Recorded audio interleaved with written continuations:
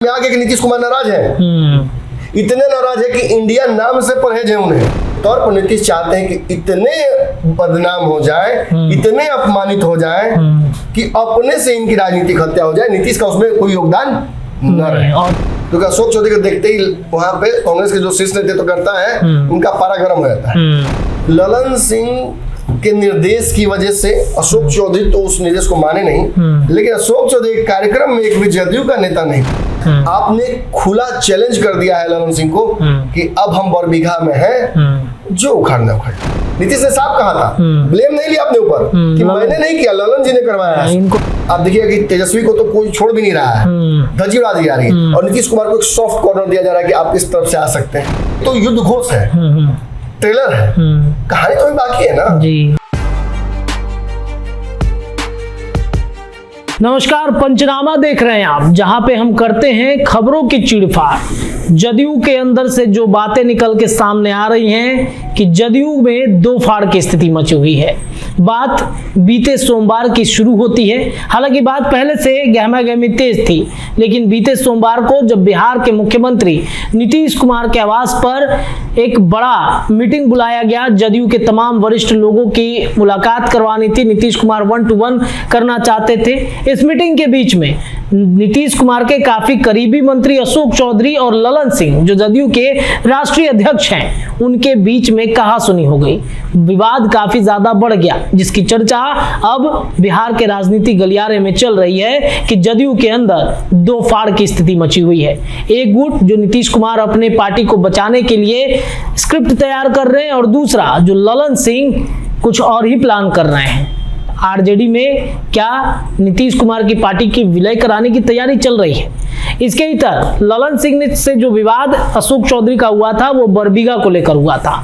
बरबीघा और जमुई में जिस तरीके से अशोक चौधरी जा रहे हैं, तबातोड़ रैलियां कर रहे हैं, या फिर तमाम जो कार्यक्रम होते हैं उस कार्यक्रम में पहुंच रहे हैं, ललन सिंह ने मना किया था कि आप किसके कहने पे वहां पे जा रहे हैं। तो अशोक चौधरी ने कह दिया कि हम नीतीश कुमार के कहने पर तमाम बातें कर रहे हैं। और देखिए आज जो स्थिति हुई है, जदयू कार्यालय में मंत्री हैं नीतीश कुमार के काफी करीबी संजय झा, उन्होंने भी ललन सिंह की बातों का खंडन कर दिया। तो पंचनामा में कहीं ना कहीं इन्हीं तमाम विषयों पर चर्चा करेंगे। हमारे पास आज का जो टॉपिक पहुंचा है कि नीतीश के इशारे पर जदयू में ओपन गैंगवार, ललन सिंह पर भारी, चौधरी और झा की यारी। पंचनामा में हमारे डॉक्टर साहब हैं, डॉक्टर नमन मिश्रा सर हैं, इनके पास चलते हैं। सर, क्या ललन और चौधरी, ललन सिंह और जिस तरीके से झा, जो संजय झा हैं, उनके बयान अगर आज देखे जाएं तो क्या ऐसा लग रहा है, क्या वाकई में स्क्रिप्ट कुछ तैयार कर रहे हैं क्या नीतीश कुमार ललन सिंह को साइड करने के लिए? पार्टी ही है इस राजनीतिक पार्टी जी। आप जितना किसी इंसान के जीवन में मृत्यु अटल सत्य है, उसी तरीके से इस पद पर आ जाने के बाद राजनीति अवसान में चले जाना ये लगभग तय है। मुझे लगता है कि नीतीश ही इस पूरे मामले में एक इम्यून कैरेक्टर है, बाकी सब उनके आसपास सब एनपीसी हैं, नॉन प्लेइंग कैरेक्टर्स। ये इनका योगदान उतना ही इस खेल में जितना किसी गेम में एक एनपीसी कैरेक्टर का होता है। वो बस इंफॉर्मेशन देता है, वो बस आपको बताता है कि यहाँ पे सामग्री रखी हुई, उठा के उठा लीजिए, उतना ही तक, उससे ज्यादा कुछ नहीं। वो गेम में प्री प्रोग्राम है। क्यों ये बात मैं कह रहा हूँ, समझना होगा। जी जी जी। लड़ाई तो सब जानते हैं कि दोनों के बीच में जो हुई, विवाद बड़ा था। अगर विवाद बड़ा नहीं होता और अगर इसे शांत करने की इच्छा होती ललन सिंह की, तो पत्रकारों के सामने वो गुस्सा नहीं दिखाते। जी बिल्कुल। खबर चलाते हो, लड़ाई की खबर चलाते हो, ले जाओ अपना माइक। मेरे साथ नहीं, हमारे साथ नहीं, किसी और के साथ होता है, हमेशा ही होता है। जी जी जी। तो ये क्या साबित करता है? ये साबित करता है कि निश्चित तौर पर नीतीश कुमार ललन सिंह का पक्ष नहीं ले रहे हैं इस लड़ाई में, और ये बात ललन सिंह को खटक रही है। ये बात और कैसे साबित होती है? ये किस नेता की औकात है इस पार्टी में, औकात में शब्द का प्रयोग कर रहा हूं, जो नीतीश कुमार के निर्देश का पालन न करे, और नीतीश कुमार द्वारा प्रदत्त जो ताकत ललन सिंह उपयोग कर रहे हैं या उपभोग कर रहे हैं, उसका अगर उपयोग करते हुए या दुरुपयोग करते हुए वो अगर एक निर्देश देते हैं किसी को कि आपको ये करना है या नहीं करना है, उसकी अवहेलना कौन कर देगा? वही कर सकता है। अरे जाओ ना नीचे यार, क्या मूर्खता है, बेवकूफ कहीं का।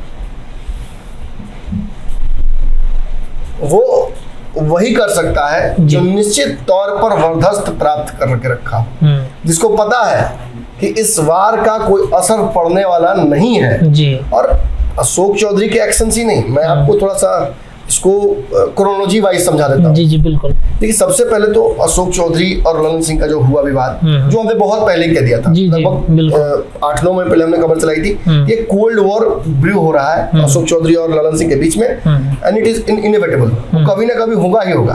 और अंततः कब हुआ? जब सारे नेता वहां मौजूद थे। ये और इस बात को समझाता है आपको कि गुस्सा इतना था कि परिस्थितियां आसपास कौन है ये तक नहीं देखा दोनों ने। मैंने आपको पहले भी बताया कि बरबीघा की जो राजनीति, जिसमें कहीं ना कहीं इंटरेस्ट है शुरू से ही, चूंकि अशोक चौधरी उनका पुश्तैनी जगह है जी। उस जगह के बारे में बहुत सारी कहानियां पूर्व में प्रचलित है जी। कि कैसे अशोक चौधरी वहां से एक बार लड़े, फिर जीते, फिर उनके पिताजी का क्षेत्र था, फिर राजू सिंह का क्षेत्र था, फिर दोनों के बीच जो टर्फ वॉर हुआ, जिसके चलते विवाद भी हुआ, एक राजू सिंह की हत्या हुई और फिर उस हत्या का आरोप लगा दिया गया अशोक चौधरी पर। जी जी जी। और फिर राजू सिंह के पौत्र को वहां से टिकट अशोक चौधरी ने कांग्रेस ने दिलवाया, और इतना ही तक मामला नहीं रुका। दोस्ती इतनी हो गई कि अशोक चौधरी के साथ कांग्रेस से वो जदयू में चले और अब जदयू के विधायक है वो। और देखिए, इतना अच्छा रिश्ता होने के बावजूद फिर रिश्ता खराब कैसे हुआ?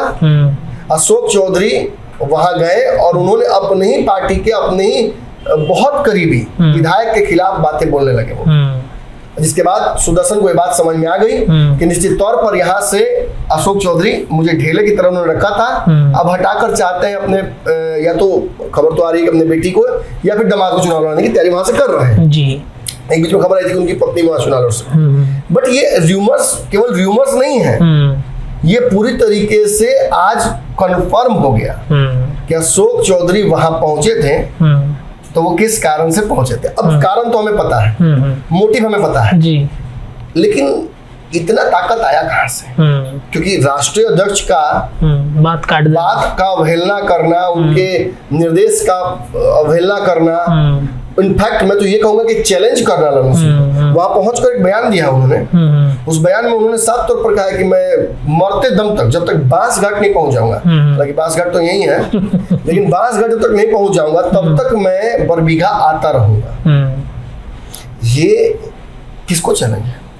ललन सिंह को चैलेंज दे रहे हैं राष्ट्रीय। ये ललन सिंह सरीके नेताओं, और खास तौर पे इसमें एक नाम और ऐड कीजिए, विधायक जो वहां के सुदर्शन हैं, उनको खुला चैलेंज है जी। एक बात और जान लीजिए, ललन सिंह के निर्देश की वजह से अशोक चौधरी तो उस निर्देश को माने नहीं, लेकिन अशोक चौधरी के कार्यक्रम में एक भी जदयू का नेता नहीं पहुंचा। न स्थानीय विधायक, तो खैर उनको तो लड़ाई ही चल रहा, तो नहीं पहुंचेंगे, जिलाध्यक्ष नहीं पहुंचे, कोई भी नेता वहां का लोकल नहीं पहुंचा। इनफैक्ट आपको ये बात जानकर और अचंभा होगा कि राजद और कांग्रेस के नेता वहां पहुंचे, कांग्रेस के एक लोकल रिप्रेजेंटेटिव एमएलसी जी, और कांग्रेस के जिलाध्यक्ष वहां पहुंचे जी।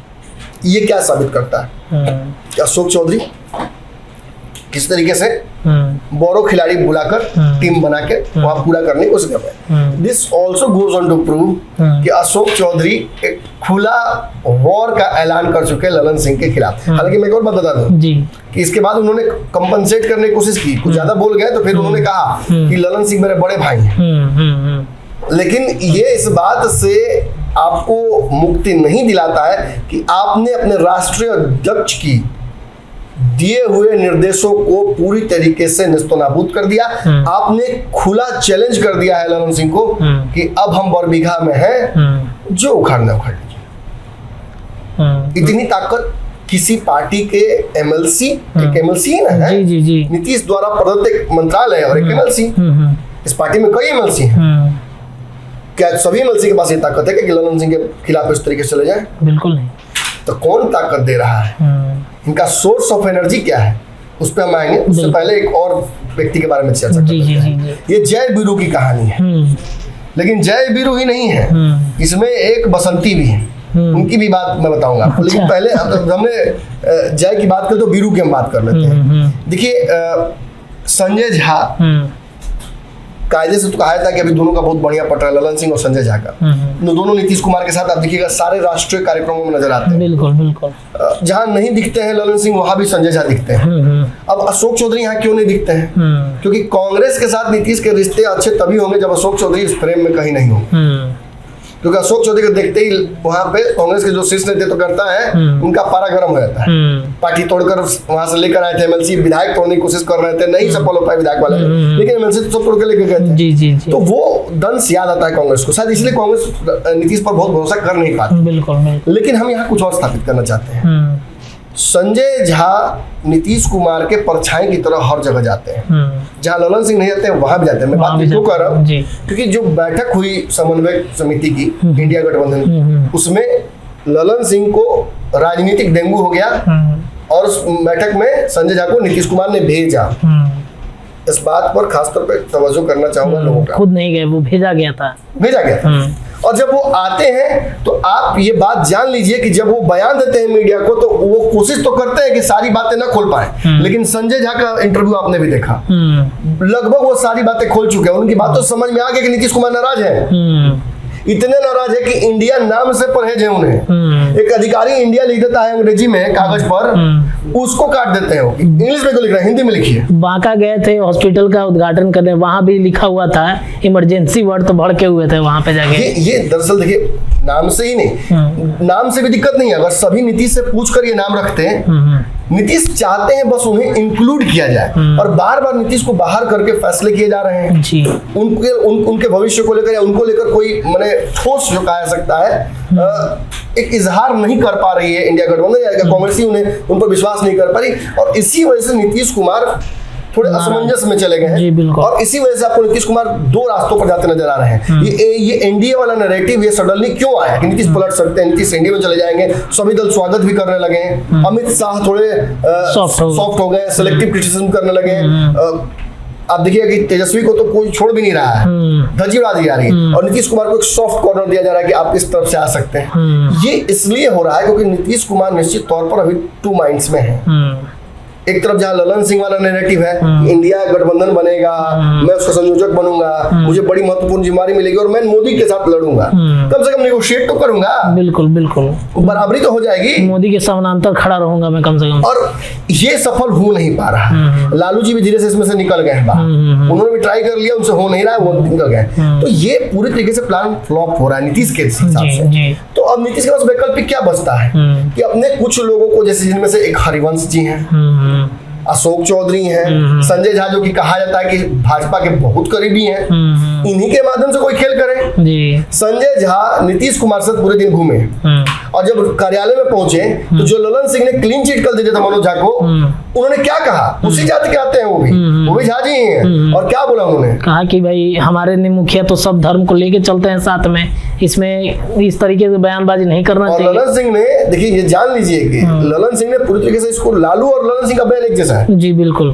कि मनोज झा सही है, आनंद मोहन गलत है, चेतन गलत है, जो भी राजपूत इसका खिलाफत कर रहा है वो बेवकूफ है, साफ उन्होंने कहा। बिल्कुल बिल्कुल। और ये क्या साबित करता है? ये साबित करता है कि सिंक्रोनिसिटी और ललन सिंह और लालू यादव में बड़ी अनपैरेलल्ड हो गई है। इतना नीतीश कुमार और ललन सिंह में अब नहीं रह गया। ये क्या साबित कर रहा है कि धीरे धीरे स्लोली मैच्योरली अब ड्रिफ्ट कर रहे हैं आरजेडी की तरफ ललन सिंह। और ये मौका बढ़िया है कि अशोक चौधरी, संजय झा या जो भी इस दल के नेता हो सेकेंड ईयर में, वो धीरे से उनको उस तरफ ढकेल ही दे। काशी करोड़ सुने ना कि अगर बीच में परगिटरी में फंसे रहते हैं बुजुर्ग हिंदुओं के, तो काशी करोड़ पहले बना दिया जाता था कि अगर होगा तो निपट जाएंगे। तो वही ललन सिंह के साथ हो रहा है, वो दोनों तरफ से फंसे हुए हैं। और चूंकि एक एग्रेसिव नेचर रहा है उनकी राजनीति का, वो बात तो है नहीं कि आरसीपी के साथ थोड़े मेटिकुलस है, तो पर्दे के पीछे भी राजनीति कर लेंगे। अब सामने ही बोल दिया अशोक चौधरी को, नीतीश भी देख लिए, तो लड़ाई तो आमने सामने की हो गई। और संजय झा और बाकी सब पे नैतिक दबाव बन गया कि वो किस तरफ है तय करें, प्रवक्ताओं पर दबाव पड़ गया कि किस तरफ है तय करें।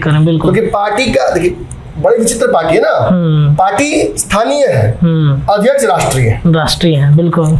पार्टी का इस बिहार के बाहर कोई भविष्य नहीं है जी। अगर मैं बताता हूँ उस तरह के कि बिहार के बाहर पार्टी जाकर अगर कुछ मिल भी जाता है कि 2 विधायक जीत गए, उसको भी भाजपा कहती चलो अगले दिन में हमारे साथ चलो।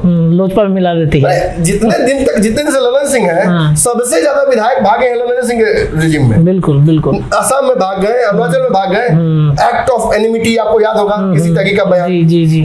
ये क्या साबित करता है? ये साबित करता है कि ललन सिंह धीरे धीरे उन सारे कार्यों में विफल होते जा रहे हैं जो कि वादा करके उन्होंने गठबंधन तोड़वाया था नीतीश कुमार से। जी। नीतीश ने साफ कहा था, ब्लेम नहीं लिया अपने ऊपर कि मैंने नहीं किया, ललन जी ने करवाया है। इनको आगे कर दिया ललन सिंह के कहने पर। अब अगर नीतीश कुमार को भाजपा में जाना हो एनडीए में, तो केवल ललन सिंह की कुर्बानी मात्र दे देनी है और चली जानी है। यही ना, पार्टी तोड़ रहे थे हमारा, क्या करते हैं? अब मैं आपको बता रहा हूँ कि इतनी बड़ी बात संजय झा ने क्यों कही। आज जो अशोक चौधरी ने उस दिन किया वो आज संजय झा ने कर दिया। और ये तो जय वीरू है, इसमें एक बसंती भी है, उनकी भी कहानी है। बसंती कौन है इसमें? आप ही तो 2-3 दिन कार्यक्रम में थे उनके। संजय सिंह की बात कर रहा हूँ, अच्छा। All puns not intended. अच्छा। संजय सिंह ने जो कार्यक्रम किया बांका में किया या फिर उन्होंने सहरसा में किया। सहरसा में किया। एक बात जान लीजिए, सहरसा वाले कार्यक्रम में तो मुझे थोड़ा इनपुट कम मिला था, फिर भी मैं जानता था कि क्या था। ललन सिंह और संजय सिंह ये बात मानेंगे नहीं, लेकिन ललन सिंह और उनमें भी 36 का आंकड़ा है। क्योंकि ललन सिंह को लगता है कि आनंद मोहन को पार्टी में लाएंगे तो एक बड़ा राजपूत बिरादर हमारे वोट हमको देगा, जी। जो कि अब संभव नहीं लग रहा है। बिल्कुल बिल्कुल बिल्कुल। अब संजय सिंह को लगा कि अरे मेरे रहते हुए अगर किसी को ले आएंगे, मेरे माथे बिठा देंगे तो ये तो बड़ा दिक्कत वाली बात हो जाएगी। तो उन्होंने अपनी ताकत दिखानी शुरू की। अब आप इस बात के गवाह है, मैं थोड़ा सा आपके साथ भी एक जो डिस्क्रिपेंसी है उसको एक्सपोज करूंगा। जी जी जी। ये पंचनामा में हो जाता है, क्या कीजिएगा। बंद कमरे में बातचीत नीतीश कुमार और संजय सिंह में हुई है। बिल्कुल हुई है। क्या हुई है ये नहीं बताऊंगा, लेकिन इतना तो कंफर्म है कि बात हुई, एकदम कंफर्म। बांका के मंच पर नीतीश कुमार नहीं पहुंच सकते थे क्योंकि एक जातीय मंच था। सहरसा के मंच पर नीतीश कुमार नहीं पहुंच सकते थे क्योंकि जातीय मंच था। लेकिन नीतीश साथ थे ना। बिल्कुल। ये तो साबित हुआ। कार्यक्रम खत्म होते ही नीतीश कुमार ने जानने की कोशिश की कि क्या स्थिति है, क्या परिस्थिति है। दैट मीन्स कि आनंद मोहन वाला गेम जो है वो सफल नहीं होगा। नीतीश अपने जो राजपूत नेता हैं उनको आगे कर रहे हैं और नीतीश डबल गेम खेल रहे हैं, पार्टी में भी डबल गेम खेल रहे हैं। ललन सिंह के खिलाफ एक बड़ा एजेंडा काम करने लगा है। आज अशोक चौधरी का इतने खुले तौर पर ललन सिंह के खिलाफ बड़ा एक तरह से आंदोलन की घोषणा कर देना और ये कह देना कि मैं बरबीघा आऊंगा, ये ललन सिंह को एक नेता के तौर पर, एक राष्ट्रीय अध्यक्ष के तौर पर बहुत हल्का कर देता है। आप देखिएगा कि ललन सिंह इसके बाद और नाराजगी दिखाएंगे पत्रकारों को। वो लाख किसी को गोदी मीडिया बोल दे, मोदी मीडिया बोल दे या जो बोलना हो बोल दे, उनके मन में जो दुविधा चल रही है वो तो मैंने परसों कहा ही था कि खूंटा उखड़ रहा है यहाँ, उधर देख रहे हैं, यहाँ उखड़ रहा है। कई चैनलों का माइक अब हाथ में थराएंगे, जाओ बाइट नहीं देंगे तुमको हम। यार देखिए कहा गया था खिसियाए दिल्ली खम्बा नोचे, और जिस राजनीतिक स्थिति में वो है ये देखकर वाकई लगता है कि मतलब मौका तो मिला था ना। भूमिहार समाज, सवर्ण समाज को एक बार मौका मिला था ना, एक पार्टी लीड कर गए थे, हो सकता है कि मुख्यमंत्री बन जाते। अगर सब कुछ सही ढंग से होता और नीतीश कुमार की रजामंदी से होता सब कुछ, तो शायद अब तक तेजस्वी को मुख्यमंत्री बना दिया गया होता और उप मुख्यमंत्री बिहार के ललन सिंह होते। But every idea has a time. इस आइडिया का समय सीमा समाप्त हो चुकी है। एक्सपोज हो रहे हैं अब धीरे धीरे ललन सिंह। मैंने कहा था नाखून कटाकर नीतीश शहीद होंगे, और वो नाखून कौन है वो तो आपको पता है। जी जी। मुझे लगता है कि इस पंचनामा में हमने वो सारी जानकारियां दे दी हैं। बाकी तो देखिए अब ये तो युद्ध घोष है, ट्रेलर है, कहानी तो अभी बाकी है ना जी। अभी तो पीछे कितने नेता हैं। ललन सिंह ने कत्लेआम किया था जब वो आए थे। तो एक चीज देखने को मिल रहा है कि जितने भी लोग अगर इस्तीफा दे रहे हैं जदयू से, सब में ललन सिंह का नाम सामने आ रहा है कि भाई ललन सिंह कुशवाहा की कब्रगाह बना, अभी 2 दिन पहले जिन्होंने कुशवाहा की कब्रगाह बना दी, आरसीपी सिंह को बाहर कर दिया। अब कल ही हमने पंचनामा किया है, जितने मैंने लाला नेता इस पार्टी में है, तो नाम के साथ बकायदा बताया, सबको सेंटिंग में डाल दिया। एक सिलसिलेवार जदयू में मैनस्लॉटर हो रहा है राजनीतिक, और नीतीश कुमार उस चीज को देख कर भी अनदेखा कर रहे हैं। निश्चित तौर पर नीतीश चाहते हैं कि इतने बदनाम हो जाए, इतने अपमानित हो जाए कि अपने से इनकी राजनीतिक हत्या हो जाए। नीतीश का उसमें कोई योगदान नर है। औचक निरीक्षण करने जा रहे हैं तो वीडियो कॉल हर जा बार रहा उन्हीं है। को पकड़ रहे हैं। कहाँ है? जब औचक निरीक्षण कर रहे हैं तो राष्ट्रीय अध्यक्ष दल आ जा रहे हैं। हाँ, कहाँ है? वीडियो कॉल पे दिखा रहे हैं कि अभी और तक क्या पहुंचे। क्या बोल रहे हैं अशोक चौधरी हाँ। कि हमारे नेता और हमको पावर कहाँ से मिलता है जान लीजिए, हमको नीतीश जी पावर देते हैं। ये किसने साबित किया? ये कैसे साबित किया? ये साफ इस बात का एकदम परिचायक है कि अशोक चौधरी की जुबान बोल रही है लेकिन पीछे आइडिया किसी और का है। नीतीश कुमार का है। और ये ओपन गैंग वॉर है। ये ऐलान है इस बात का कि जितना ताकत हो लगा लीजिए। हम भी देखें कि इस जो पार्टी क्षेत्रीय है उसका राष्ट्रीय अध्यक्ष कितना ताकत। तो अब देखिए भाई अब ललन जी हम लोग से नहीं लड़ना है। हाँ। आपको हमने बता दिया कि लड़ाई किससे आपकी, जी। वहां जाके लड़िए। माइक हम लोग का मत फेंकिएगा। हमारा कैसे फेंक देंगे? फेंकते हो क्या मत। चलिए, तो पंचनामा में एक एक चीज पे चीड़फाड़ हो गया। किस तरीके से जदयू के अंदर जो कलह मचा हुआ है, इस कलह को क्या नीतीश कुमार ने एक बड़ा स्क्रिप्ट तैयार कर दिया है? क्या स्क्रिप्ट अब अंतिम दौर पे चल रहा है? सिर्फ क्लाइमेक्स बाकी है, वो भी देखेंगे। पंचनामा में इस तरीके से लगातार हम चर्चा करते रहेंगे। देखते रहिए पंचनामा, अपनी राय रखिएगा। बहुत बहुत धन्यवाद।